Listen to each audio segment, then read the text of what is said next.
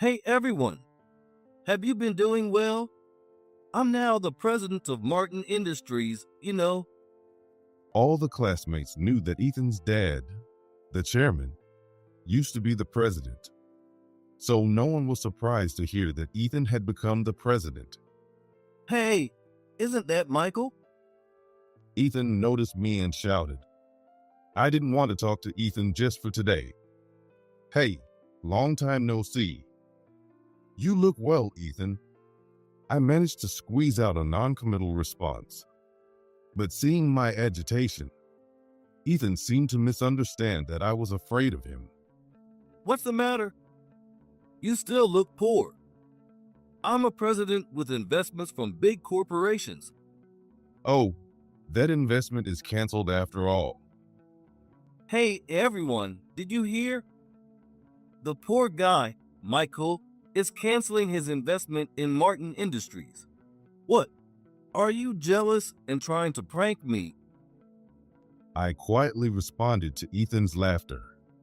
I wasn't planning to reveal my current status, but my name is Michael Thompson, a 52-year-old living off investments. Originally, I worked at a brokerage firm and moved a lot of money as a fund manager. I managed to perform quite well. So at 45, I quit the brokerage firm and became an investor. Thanks to my achievements and experience as a fund manager, my investments also went well. So I started investing in companies I wanted to support. I made profits through stock trading and investment funds, and I allocated about half of these profits to investing in small and medium-sized enterprises. I established an investment fund and started working as both president and fund manager. My investments in small businesses are aimed at growth, not just profit. Of course, it's better if they profit, but it's also important to support companies that are striving hard. I invest to promote their growth, regardless of profits. If they're ready for a new challenge, I'll support that too. That's how I've been managing funds. The investment fund has grown, and I've been able to support many small and medium-sized businesses. It's gratifying to see the companies I support grow. For that reason, today too, I'm earning investment money to support them. One day, I received a notification about the alumni reunion at home. It was news of my high school reunion. Fortunately, I was free and decided to attend. As I was reminiscing about my high school days, the phone rang. Long time no see, Michael. Did you see the notice about the reunion? The caller was Timothy Brown, a classmate from high school. I call him Tim. After graduating high school, Tim got a job at a magazine company and is now thriving as an economic journalist. Tim being an economic journalist and me being an investor, we still keep in touch. Yeah, it's really been a long time. Last time I was too busy as a fund manager and couldn't attend. I'll definitely attend this time. What about you, Tim? I'm attending too. A few of our classmates who have appeared in the economic world will be there. Looking forward to it. At Tim's words, I suddenly remembered something. During high school, Ethan used to look down on me. I was regarded as poor by Ethan. But my family was just an ordinary employee's family, no different from other classmates.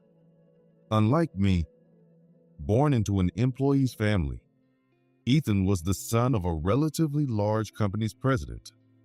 So to Ethan, we might have seemed poor. For some reason, he always picked on me. Even now, I don't understand why he targeted only me. Tim, do you remember Ethan? I asked Tim. Yeah, Ethan took over his family's company and became the president. His dad was a very enthusiastic and caring person, but Ethan used to pick on you, right? He seems to be doing the same to his employees. Tim answered nonchalantly. True to his role as an economic journalist, he's well informed about corporate affairs. Tim, at the reunion, just referred to me as a stockbroker. It might be a problem if there are people from the investment community there. Tim understood my point. That makes sense. Let's do that. With that, Tim hung up the phone. A few days later, I visited a certain person. It was Charles Martin, the chairman of Martin Industries. He started his business during the period of rapid economic growth and survived the company through recessions following the economic bubble burst and the Lehman shock. He is a businessman I respect, and he's also the dad of Ethan, who looked down on me in high school. Thank you for coming all the way today, Michael. I came because Charles wanted to talk to me. Since hearing that Charles had become less mobile with age, I had been visiting him like this. It's always enlightening to hear your stories. What did you want to consult about today? I sat down on the chair prepared by Charles. He started speaking with a troubled look. You know that the president of this company is my son, your classmate Ethan, right? It's about my son. Yes. There's my high school reunion coming up, so I might see your son there. Charles looked disappointed as he continued. I let him take over as the president, but I think it was a mistake. I asked in surprise. Why do you say that? I had heard from Tim about Ethan's behavior. Indeed, it involved nitpicking at his employees. But I couldn't know the current situation without seeing it myself.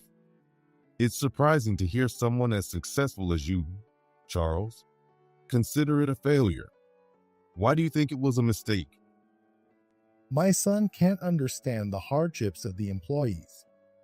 He always finds faults with the younger employees and demoralizes them. It seems to be affecting our performance now. I'm considering dismissing him. As Tim had told me, there was no doubt Ethan was nitpicking at his employees. But to think it was demoralizing them to the extent of impacting performance. If things continue this way, bankruptcy could become a likely outcome. That's why I have a request for you. He looked at me earnestly. My son will also be at the reunion. I want you to see if he's fit to be president. If not, think about cutting him off. Really? Is that okay? I blurted out in surprise. He nodded at my loud voice. I've heard how my son has cruelly insulted you, calling you poor. It seems you were an eyesore to him because you were a diligent and popular student. A son who demeans others for such reasons is not fit to be a president. Charles's words finally solved the mystery for me. Essentially, Ethan disliked me because I had better grades and more friends. He continued to insult me as poor, just out of jealousy. I was just flabbergasted. If my son is not fit to be a president, he might cause some problems eventually. Better to crush him before he spreads harm to the employees. I understand. I realized Charles was serious with this request. After all, if I cut him official, and on the day of the reunion, which I should have been looking forward to, I felt gloomy, since it involved personnel matters at Martin Industries. I couldn't even discuss it with Tim. I sighed as I entered the venue. Inside, my former classmates were happily chatting. There were classmates I had been close to back then, and I enjoyed talking with them for the moment. However, Tim noticed that I was troubled. What's up? You don't seem too happy for such a fun reunion. Got something on your mind?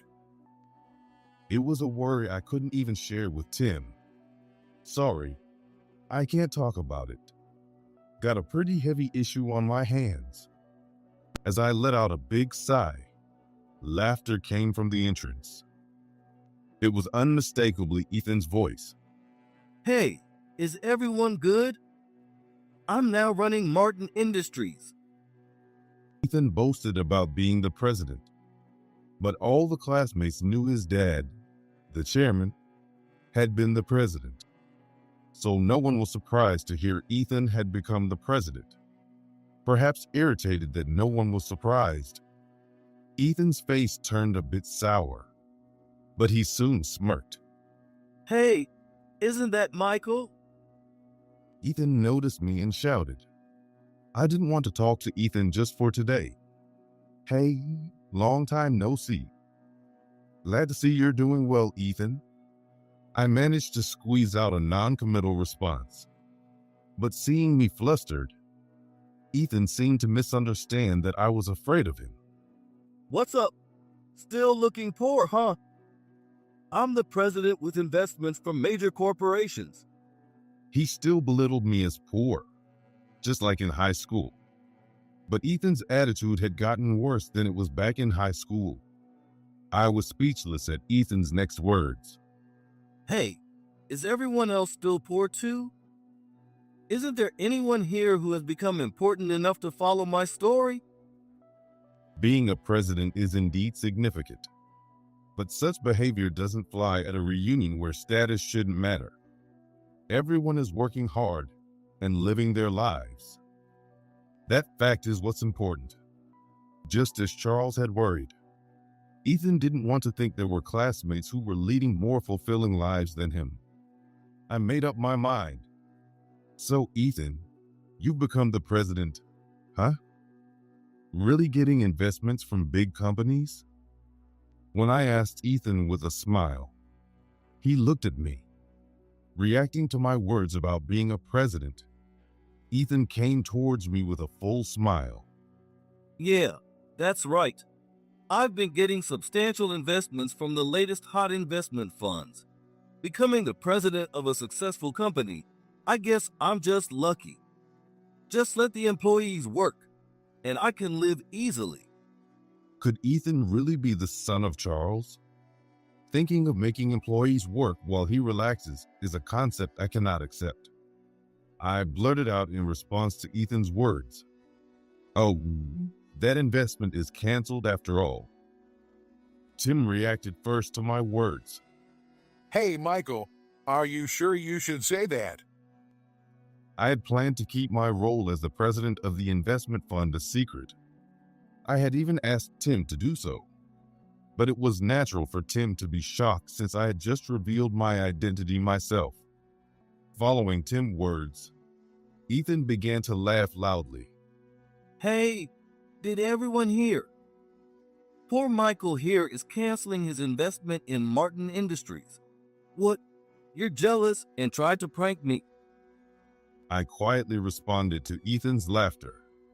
I wasn't planning to reveal my current status, but when Ethan took the business card I offered, he immediately stopped laughing and turned pale. This business card. Isn't this from the investment fund that's investing in us? Eh? President? It says president on the title. Ethan's hands trembled as he held my business card. Still, Ethan refused to acknowledge me. Well, anyone can forge a business card if they want. It's just like you to come to the reunion and show off a fancy company card to seem more important. There's no way the poor Michael I knew could ever be above me. Ethan dismissed it as if convincing himself it was a lie. But Tim spoke up. That's a genuine card, and Michael is actually the head of an investment fund. I've relied on him numerous times as a journalist. Ethan stopped talking at Tim's words. A few classmates, perhaps having read about me in economic magazines, nodded in agreement. I continued quietly.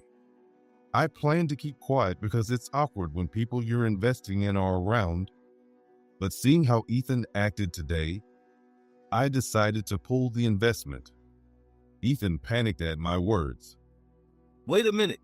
You're pulling your investment based on non-business behavior? That doesn't make any sense.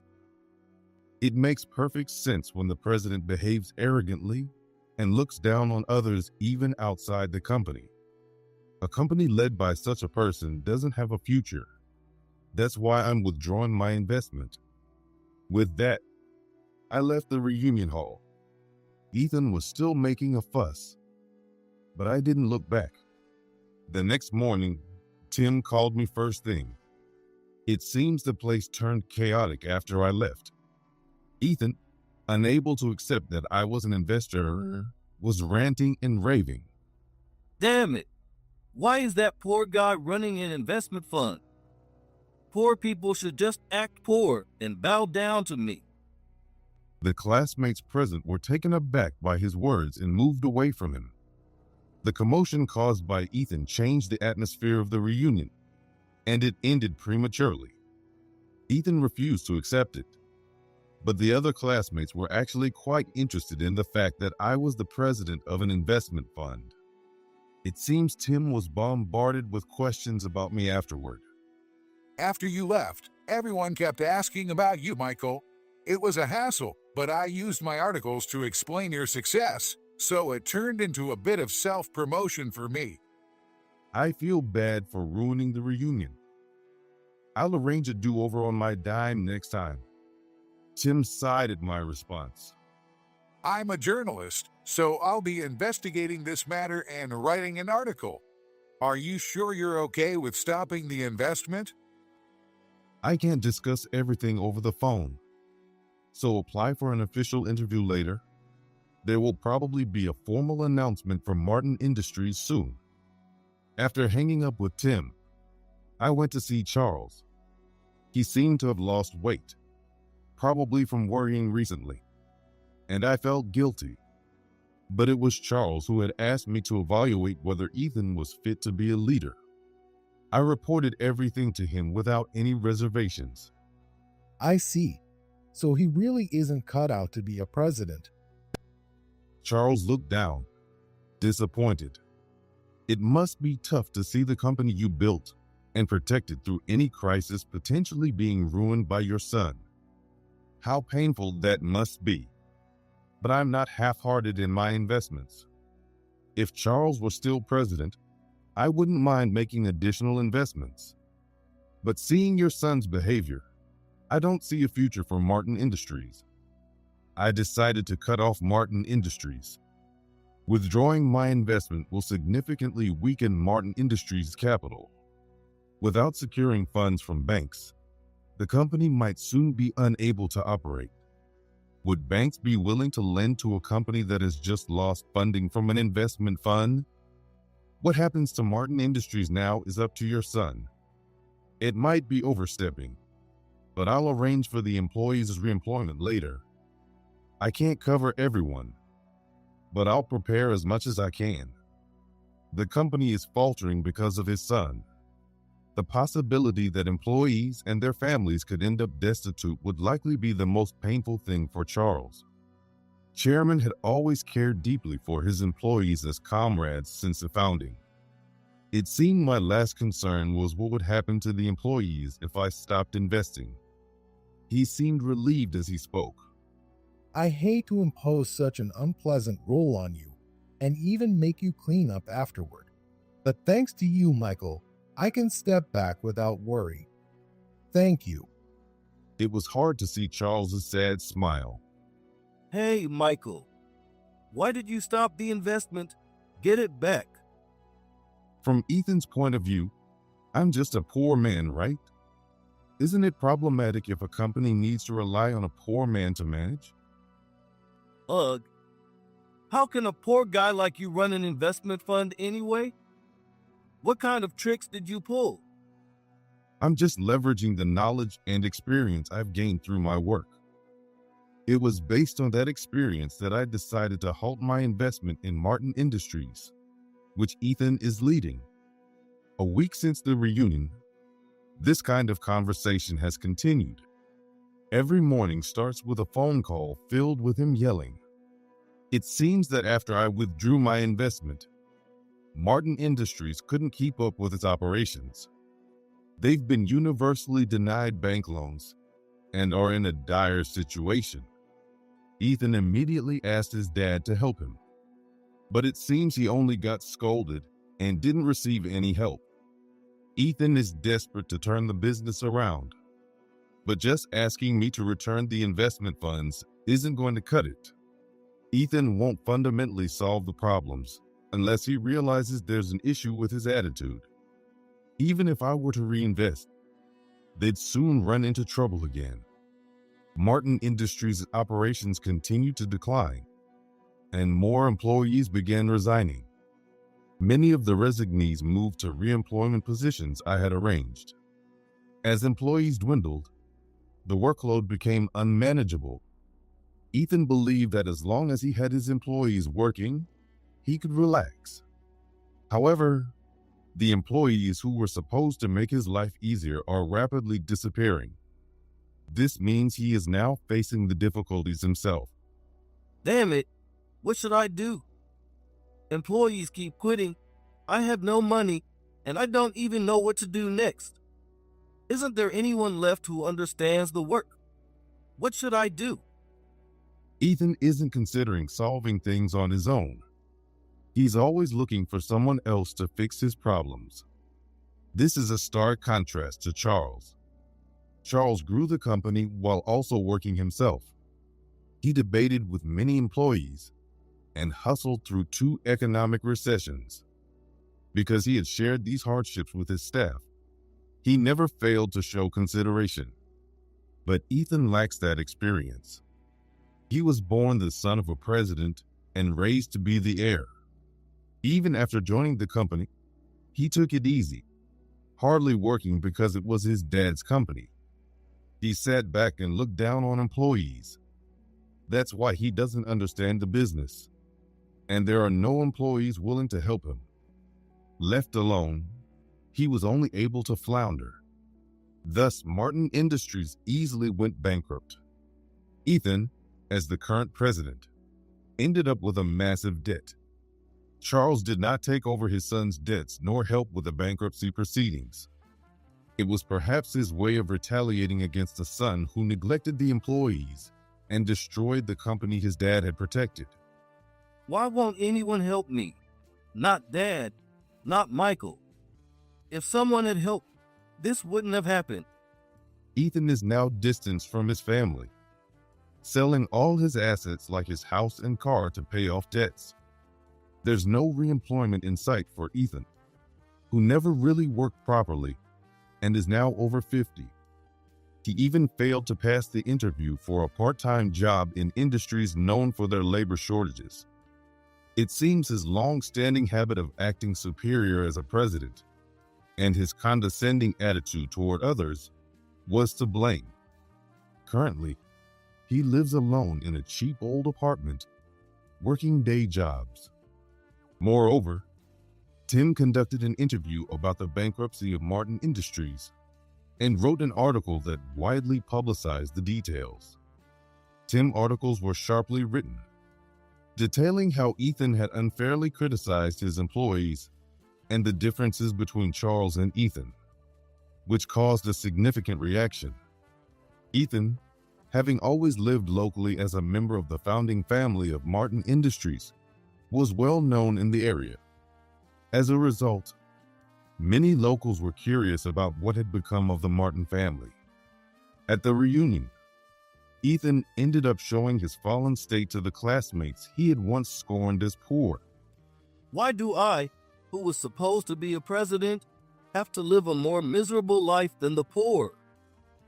Living a life where he avoids people and gets yelled at by bosses was humiliating for Ethan.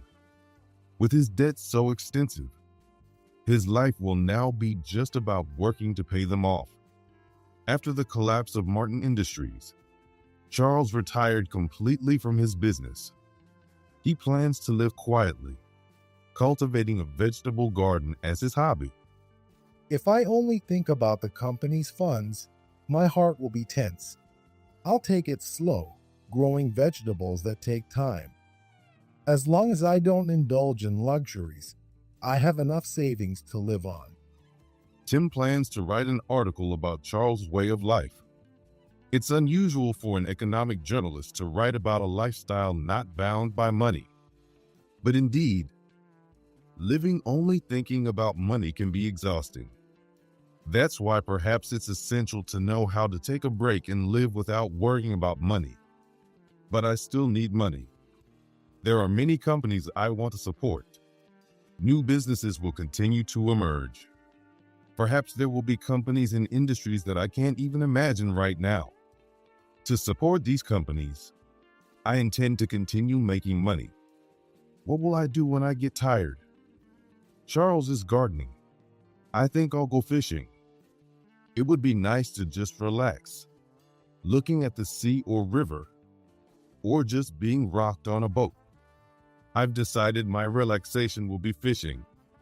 Even though I'm busy now, I find myself imagining just being rocked on a boat, zoning out.